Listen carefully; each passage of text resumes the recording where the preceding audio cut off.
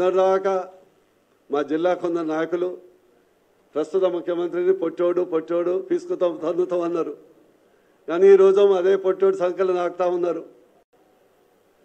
ఒకళ్ళేమో నా మంత్రి పదవి ఉండాలని, ఇంకోళ్ళు చిన్నపిల్లగాడు చాకలేటట్టు అర్జెంటుగా నేను హోమ్ మినిస్టర్గా కావాలని, ఇంకోళ్ళు ఒకడు హోమ్ మినిస్టర్ కావాలి, ఒకటి మంత్రి పదవి కావాలి.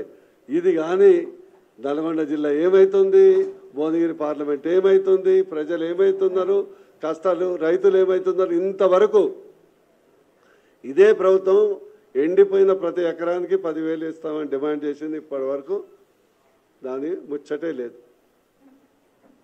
ఇప్పుడు కొత్తగా మరి కిషన్ రెడ్డి గారు రైతు దీక్ష చేసిన తర్వాత August 1 2 15 August generally April full 1 ఏప్రిల్కి వస్తుంది. ఏప్రిల్ ఫుల్ డే 1 ఏప్రిల్ వస్తుంది. కొత్తగా రేవంత్ రెడ్డి గారు 15 ఆగస్టు నాడు కూడా ఏప్రిల్ ఫుల్ చేయడానికి సిద్ధపడ్డాడు. ఇదంతా ఏదంటే వీళ్ళందరినీ చూస్తే నాకు అలీబాబా చాలీస్ చోర్లాగా కనిపిస్తున్నారు. ఎగ్జాక్ట్లీ అలీబాబా చాలీస్ చోర్. ఇలా మేనిఫెస్టో అంతే, వీళ్ళంతే. ఇకపోతే మీకు ఎగ్జాంపుల్ చెప్తాను. నేను ఏదో సరదాగా విపక్షాన్ని ఎన్నికల కొరకు ఆరోపణ చేయట్లే. ఈరోజు వాళ్ళ మేనిఫెస్టో టోటల్ ఫెయిల్యూర్. ఈరోజు మీకు చెప్తున్నా, ఫస్ట్ లైన్ తీసుకోండి మేనిఫెస్టోలో. 18 సంవత్సరాలు నిండిన ప్రతి మహిళకు 2,500 రూపాయలు పెన్షన్ 100 డేస్లో. December 9 Sonia Gandhi birthday.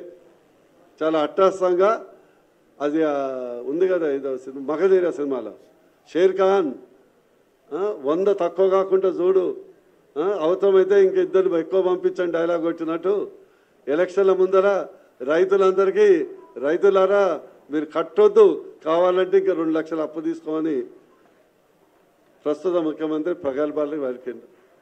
ఇప్పుడు ఆ ముచ్చటే లేదు. రైతులకు ఏమైందంటే కొండనాళక మందేస్తే ఉన్ననాళక పోయినట్లు అప్పు తీరలేదు, వడ్డీ డబుల్ అయింది. 50,000 తీసుకున్నాడు 1,500,000 అయింది ఈరోజు. అదేవిధంగా మీసాలకు తినడానికి మెతుకులేదు కానీ మీసాలకు సంపేగం ఉందని మళ్ళొక సామెత ఉంది. ఈ కాంగ్రెస్కి వచ్చినాక సామెతలు ఎక్కువైపోయినాయి. ఏవో 10,000 ఇచ్చే రైతు బంధు దిక్కులేదు కానీ 15,000 రైతు భరోసా, రైతు కూలీలకు 12,000, కౌలు రైతులకు 15,000 అని బీరాలు పలికినటువంటి కాంగ్రెస్ మేనిఫెస్టో ఈరోజు ఎక్కడ ఉన్నారో కనిపించట్లేదు. అదేవిధంగా గృహజ్యోతి, నో జ్యోతి, కరెంట్ కట్ అవుతుంది ఈవినింగ్, ఎండాకాలం లోడ్ ఏమందంటే లోడ్ ఎక్కువ అవుతుంది. ఇంకోటి 5 లక్షల విద్యాబోధన భరోసా అంట. 5 లక్షలు కాదు, ఉన్న 5 రూపాయలు కూడా లేదు. ఇప్పటి వరకు ఫీ రుణమాఫీ ఏదైతే ఉందో ఫీ రియంబర్స్మెంట్ చెల్లించలే.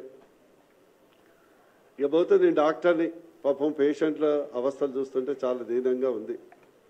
ఎల్ఓసి ఇచ్చే దక్కు లేదు. ఆరోగ్యశ్రీని అసలు మెజార్టీ హాస్పిటల్స్ అమలు చేయట్లేదు. 5 లక్షలు కాదు 10 లక్షలు. అసలు మీరు ఏ హాస్పిటల్ అయినా పోండి, అసలు 10 లక్షలకు రుణమాఫీ ఉంటే, ఆరోగ్యశ్రీ ఉంటే అసలు పేషెంట్ ప్రైవేట్ హాస్పిటల్కి ఎందుకు పోవాలి, ఎందుకు డబ్బులు కట్టాలి? Simple question. ఈరోజు 95% పేషెంట్లు తమ జేబులకెళ్ళి చెల్లిస్తున్నారు. నిజంగా నీ యొక్క 10 లక్షల రుణమాఫీ నిజమైతే why people are paying through pockets? ప్రజలు జేబులకెళ్ళి 2 లక్షలు, 5 లక్షలు, 7 లక్షలు, 8 లక్షల రుణమాఫీ ఎందుకు హాస్పిటల్ బిల్లు కట్టాల్సిన పరిస్థితి ఏర్పడుతుంది. అంటే ఈ 10 లక్షల బోగసే కదా, టోటల్ బోగసే కదా. అదేవిధంగా ఈరోజు ఎట్లా ఉందంటే తెలంగాణ ప్రభుత్వం దొంగకి తాళాలు చేసి ఇచ్చినట్టుంది. మనం అసలే ఫేమస్ అయ్యాయి ఆర్టీఐలో మనం ఫేమస్ అయ్యాయి, లిటిగేషన్లో మనం ఫేమస్ అయ్యాయి. ఏమన్నాడు? మీరు రాగానే ధరణి రద్దు చేస్తా అన్నారు. ఈరోజే మన దిశ పేపర్లో చూసా 400 ఎకరాల బుద్వేల్లో అసైన్డ్ భూమి ల్యాండ్ ప్రైవేట్లకు దారదత్తం. గత ప్రభుత్వం ముఖ్యమంత్రి ఒక ఆకు చదివితే ఈయన 2 ఆకులు చదివిండు. మొదలు ప్రతిపక్షంలో ఉన్నప్పుడు అక్కసు ప్రజలకు మీద కాదు, అక్కసు నేను దోచుకోలేకపోతున్నాను. ఈరోజు ధరణిని రద్దు చేయలేదు. ఇంకోటి మీకు గుర్తుందా లేదా ఒకసారి మీరు దయచేసి మీరు కూడా ప్రశ్నించండి. Manifesto, where is your manifesto అని ప్రశ్నించండి. అసైన్డ్ ల్యాండ్కు 25 లక్షల ఎకరాలు ఉంది. ఎస్సీ, ఎస్టీ, బీసీ అండ్ అగ్రకుల పేదలు. వాళ్ళ మేనిఫెస్టోలో తూచా తప్పకుండా రాసింది, ప్రభుత్వం ఏర్పడినటువంటి వెంటనే ఈ యొక్క 25 లక్షల ఎకరాలకు 22 లక్షల రైతులకు భూ యజమాన్య హక్కు కల్పిస్తాము అని చెప్పడం జరిగింది. ఏది హక్కు? అంతా బొంకుడు తప్పితే ఏమన్నా హక్కు ఉందా? హక్కు లేదు, లుక్కు లేదు. ఇప్పుడు అసైన్డ్ ల్యాండ్ అంతా వాళ్ళు అసైన్ చేసుకుంటున్నారు. ఎందుకంటే ప్రభుత్వం ఉండగానే ఇల్లు చక్కదిద్దుకోవాలని, ప్రభుత్వం ఉంటుందో ఊరుతుందని వాళ్ళకు కూడా భయం పట్టుకుంది. అందుకొరకు అది చేస్తున్నారు. ఇంకోటి ప్రత్యేకించి మీ ద్వారా పేద మధ్యతరగతి ప్రజలకు విజ్ఞప్తి చేస్తున్నాం. మీరు ఆలోచించండి. గత ప్రభుత్వం ఎల్ఆర్ఎస్ అనే స్కీమ్ తెచ్చి 25 లక్షల మందిని గోసదీసింది. వాళ్ళ ప్లాట్ అమ్ముకోలేరు, ఏమి చేయలేరు. కానీ కేసీఆర్ గారు అన్యాయం చేశాడు. మా ప్రభుత్వం ఏర్పడగానే ఒక్క రూపాయి రుసుము లేకుండా రెగ్యులరైజేషన్ చేస్తామని బీరాలు పలికినటువంటి ప్రస్తుత ముఖ్యమంత్రి గారు, వేర్ ఈస్ మీ హామీ? వేర్ ఈస్ యువర్ హామీ?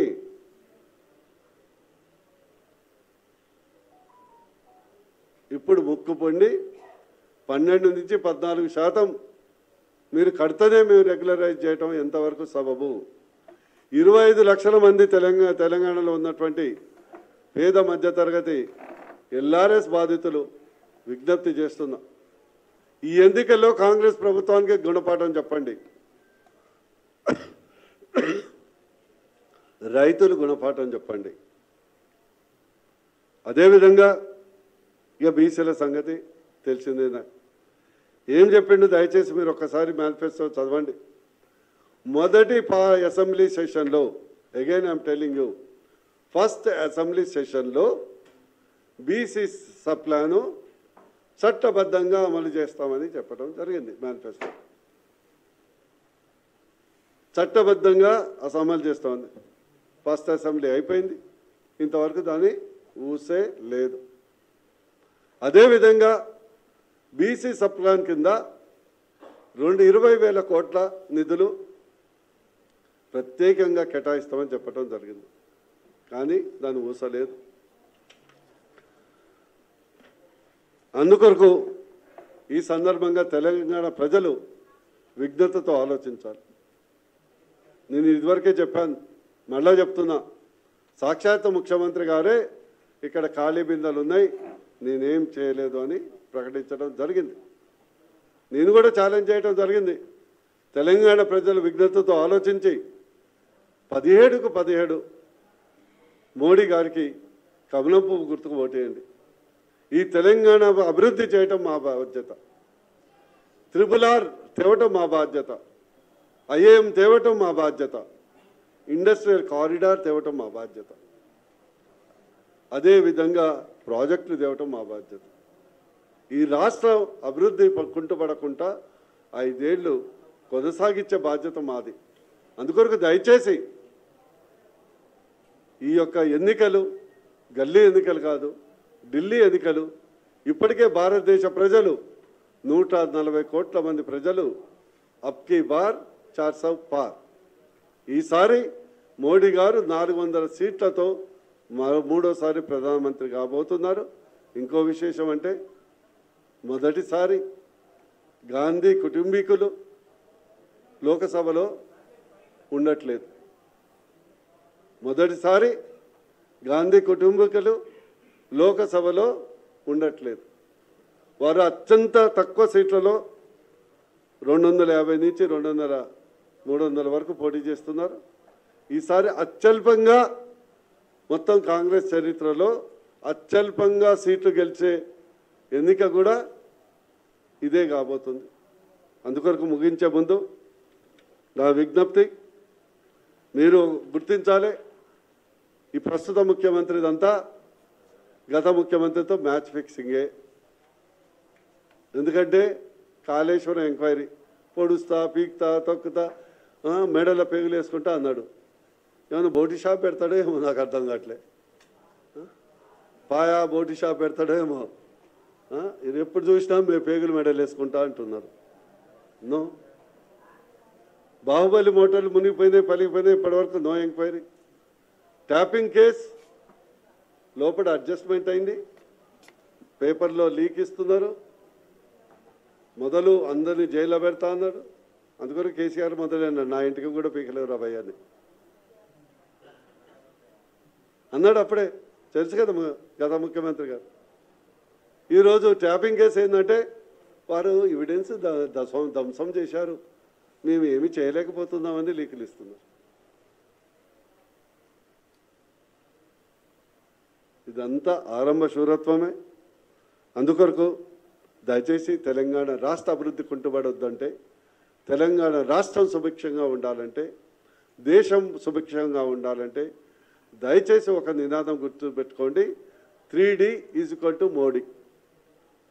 3D = మోడీ అంటే దేశం, ధర్మం, డెవలప్మెంట్ 3 పాదాలతో నడవాలంటే కమలం పువ్వుకు గుర్తుకు ఓటేయాలని మీకు విజ్ఞప్తి చేయడం జరుగుతుంది.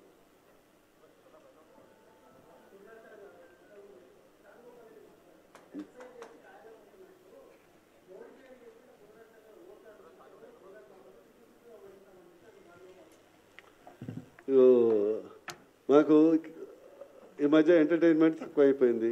కేజీ పాలు ఎక్కువ రావట్లేడు, ఇంకో పాలు తయారయ్యిండు, ఆర్జీ పాలు. ఆయనకు అర్జెంటుగా హోమ్ మినిస్టర్ కావాలి. చెట్టు పేరు పెట్టి కాయలు అమ్ముకున్నాడు అని డైలాగ్ కొట్టిండు కదా, అది ఎగ్జాక్ట్లీ రాజగోపాల్ రెడ్డికి వర్తిస్తుంది. ఎందుకంటే నేను ఈ వీరుడు షూరుడు ఇవాళ కూడా డైలాగ్ చూసిన, నా చేతిలో పెడితే 99 గెలిపిస్తా ఏదో అన్నాడు కదా. అంటే రేవంత్ రెడ్డి అర్జెంటుగా పడగొట్టి మళ్ళీ అసెంబ్లీ ఎన్నికలు రావాలి. సెకండ్, ఈయన ఇంత వీరుడు షూరుడు అయితే ఆయన బీజేపీ పార్టీ కొద్ది రోజులు వచ్చిండు. నేను సచ్చే వరకు బీజేపీ ఏది కండువా కట్టుకొని ఏమంటారు జెండా కట్టుకొని చస్తా అన్నాడు. అరే నన్ను కట్ చేసి చూడరా భయ్, అందరి బ్లడ్ రెడ్ ఉంటుంది, నా బ్లడ్ కాషాయం కలర్ ఉంటుంది అని అన్నాడు. అలాంటి వ్యక్తి మాటల గురించి నువ్వు క్వశ్చన్ అడిగితే అట్లా. రెండోది, ఈరోజు మళ్ళీ మీకు డైలాగ్ చెప్తుంది. రేవంత్ మన రాజగోపాల్ రెడ్డి గారు బీజేపీలో ఉంటే గెలవం, రేవంత్ రెడ్డి హవా నడుస్తుందనే పోయింది కదా. మరి అంత నీ నాయకత్వం ఉంటే సరే, నేను మోడీ గారికి పేరు చెప్పుకొని ఓట్లాడితే బరాబర్ అడుగుతారా భయ్, మా బ్రాండ్ అంబాసిడరే మోడీ గారు, అందరూ డౌటే ఉంది. మరి నువ్వు రేవంత్ రెడ్డి పేరు చెప్పుకొని గెలిచినవా లేదా? రేవంత్ రెడ్డి పేరు పెట్టుకొని రేవంత్ రెడ్డి గాలిలో గెలిచిండు. నేను అదే చెప్పిన, రేవంత్ రెడ్డి గాలిలో గెలిచినావు. మరి నీకు సత్తా ఉంటే అదే ఇతర పార్టీలో గెలిచి నీ సత్తా నిరూపించుకునేవాడు కదా. భయపడే కదా సర్వేలు చెప్పించుకుంటే నేను గెలవనని పోయినావు. నీ ప్రతాపం ఏముంది? మా మందుల సాబేలు ఉన్నాడు, ఒక దళితుడు, టీఆర్ఎస్ నుంచి కాంగ్రెస్కు 15 రోజుల ముందర వచ్చి 55,000 మెజార్టీతో గెలిచాడు. మరి ఈయన గెలిచింది 35,000, 45,000. ఇంకో మరి టీఆర్ఎస్ అభ్యర్థుడు వేముల వీరేశం నకరకల్లు, ఆయన ఒక నెల ముందల్లే కాంగ్రెస్కి వచ్చి 70,000 మెజార్టీతో గెలిచిండు. మరి ఏమన్నాలే, మేము బరాబర్ మోడీ గారి పేరు చెప్తాం, బూర నర్సగౌడ్ చెప్తాం, చెప్తాం, ధర్మం చెప్తాం. నీకు అంత దమ్ము ధైర్యం ఉంటే చామల కిరణ్ కుమార్ రెడ్డిని బట్టి బదులు నన్ను నువ్వు నిలబడు, రిజైన్ చేయి ఎమ్మెల్యే సీటు. చేత కాదు. పాపం రేవంత్ రెడ్డి గారు చాలా తెలివైనోడు. ఇద్దరి కింద బాంబు పెట్టిండు, అన్నదమ్ములకు ఎంజాయ్ చేస్తుండు. ఈయన గెలిపించేది లేదు, హోమ్ మినిస్టర్ అయ్యేది లేదు. అంతిమంగా ఈయన తన ఇంటికి హోమ్ మినిస్టర్ అవుతాడు, అంతకే పరిమితం అవుతాడు. ఇంకేమైనా ఉందా? చాలుగా, థ్యాంక్ యూ.